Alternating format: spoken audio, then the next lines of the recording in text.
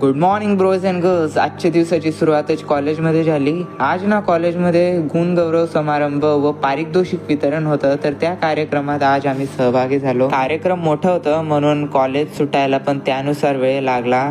College सुटल्यावर क्लासची वेळ झाली म्हणून आम्ही निघून गेलो क्लासला. तर आज ना आमची क्लास दुपारी होती म्हणून आम्ही फ्रेश माइंडनी गेलो होतो. तर क्लासला पोहोचून आम्ही केला थोडासा अभ्यास व ब्रेक टाईमला माझ्या मित्रांना काही मस्ती सुचली. ते काय करायचा प्रयत्न करत होते ते माहीत नाही, पण जे पण करत होते ना त्यांना जसं पाहिजे होतं तसं रिॲक्शन भेटला नाही.